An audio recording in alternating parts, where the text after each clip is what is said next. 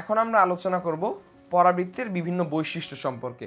প্রথমত আমরা পরাবৃত্তের শীর্ষ ও উপকেন্দ্র নিয়ে আলোচনা করব, apex and focus of a parabola. তো আমরা এ পর্যন্ত 4 প্রকারের পরাবৃত্তের সমীকরণ দেখেছি, বা মূলত 2 প্রকারই, যাকে ভিন্ন ভিন্নভাবে লিখলে 4 প্রকার বলা যায়। সেগুলো হচ্ছে y² = 4ax, আবার দেখেছি x² = 4ay, আবার দেখেছি আমরা এভাবেও আছে y - β যখন শীর্ষটি আমাদের মূলবিন্দুতে নেই, y - β² = 4a × x - আলফা, এবং এভাবেও আছে যে x - alpha square = 4a × y - β। সুতরাং এই 4 প্রকার সমীকরণ আমরা দেখেছি। তো এই 4 প্রকার ক্ষেত্রে আমরা এই সমীকরণ থেকে কিভাবে বলতে পারবো যে এর শীর্ষবিন্দু বা এপেক্স এবং উপকেন্দ্র বা ফোকাস এর স্থানাঙ্ক কি হবে, সেটা খুব সহজ। এখানে আমরা সংজ্ঞা থেকেই জানি, এখানে আমাদের শীর্ষ যদি হয় এ, তাহলে শীর্ষ এ বিন্দুর স্থানাঙ্ক এক্ষেত্রে হবে 0,0, কারণ এক্স এবং ওয়াই থেকে কিছুই বিয়োগ যাচ্ছে না। একই কারণে এখানেও শীর্ষবিন্দুর স্থানাঙ্ক 0,0, কিন্তু এখানে আমরা কি দেখতে পাচ্ছি, এক্স এবং ওয়াই থেকে আলফা বিটা বিয়োগ যাচ্ছে, সুতরাং এখানে শীর্ষ হচ্ছে আলফা, বিটা, এবং একইভাবে এখানেও শীর্ষবিন্দু আমরা পাচ্ছি আলফা, বিটা। তো এই শীর্ষবিন্দু তো পেয়ে গেলাম, তাহলে উপকেন্দ্রের স্থানাঙ্ক কি হবে?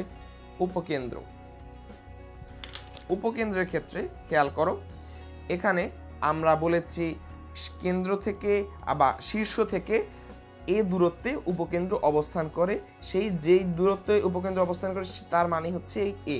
সুতরাং এক্ষেত্রে উপকেন্দ্রকে যদি এস দ্বারা প্রকাশ করি, তাহলে উপকেন্দ্রের মান আমরা পাবো a, 0, কারণ যেহেতু প্রধান অক্ষ এক্স অক্ষ বরাবর, তাই উপকেন্দ্র থেকে শীর্ষ থেকে উপকেন্দ্রের দূরত্ব a, 0, অর্থাৎ এ দূরত্বে শীর্ষ থেকে উপকেন্দ্র অবস্থান করবে। এবং যেহেতু এখানে আমরা বলছি এক্স অক্ষ বরাবরই আছে, অর্থাৎ ওয়াই অক্ষ বরাবর কোনো সরণ বা কোনো প্রকার বা দিক পরিবর্তন বা কোনো দৈর্ঘ্য এটি অতিক্রম করবে না।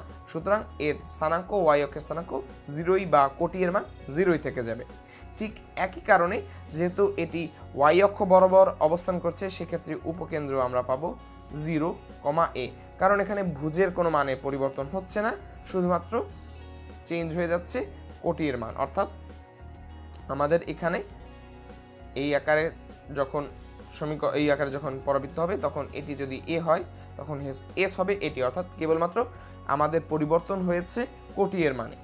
তো একইভাবে এখানেও আমরা বলতে পারি, এখানেও পরিবর্তন হয়েছে কেবলমাত্র ভুজের মানে, এখানেও পরিবর্তন হয়েছে কোটির মান। তো এই দুটি আকারে আমরা কিন্তু লিখতে পারি এখান থেকেও।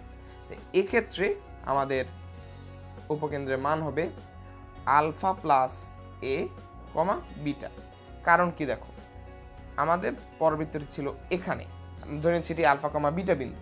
সো এখান থেকে এক্স অক্ষের সমান্তরালে সে এ ঘর ডানে চলে যাবে, সুতরাং যেহেতু এখানে পজিটিভ চিহ্ন, সুতরাং ডানে চলে যাবে। অর্থাৎ আমরা দেখতে পাচ্ছি যে এখানে বিটা এর মানে কোনো পরিবর্তন হবে না, অর্থাৎ কোটি এর মান অপরিবর্তিত থাকবে, কিন্তু ভুজের মান পরিবর্তিত হবে এবং এ পরিমাণ বৃদ্ধি পাবে। সুতরাং এক্ষেত্রে y - β² = 4a × x - আলফা আকারে যখন সমীকরণ থাকবে, সেক্ষেত্রে আমাদের উপকেন্দ্র স্থানাঙ্ক হবে আলফা প্লাস a, বিটা। এবং একইভাবে এখান থেকেও লিখে ফেলতে পারি, এখানেও উপকেন্দ্রের স্থানাঙ্ক হবে আলফা, অপরিবর্তিত থাকবে, পরিবর্তন হবে বিটা এর মান। অর্থাৎ এরকম ছিল, এটি শীর্ষ উপরের দিকে গিয়েছে, অর্থাৎ বিটা এর মানে পরিবর্তন হবে, এবং যেহেতু উপরের দিকে গিয়েছে বিটা প্লাস এ। যদি এরকম থাকতো এবং উপকেন্দ্র তখন নিচের দিকে নামতো, তখন আমরা দিতাম বিটা মাইনাস এ। সুতরাং এর মান কীরকম তার উপর ডিপেন্ড করে আমাদের এই উপকেন্দ্র এবং শীর্ষের মান আমরা পেয়ে যাব।